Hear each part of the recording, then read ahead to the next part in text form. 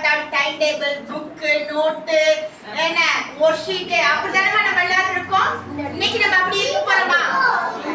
பாரம்பரிய விளையாட்டை விளையாட போறோம். அந்த பாரம்பரிய விளையாட்டுனா என்னமா? பாரம்பரிய விளையாட்டுனா என்னென்ன?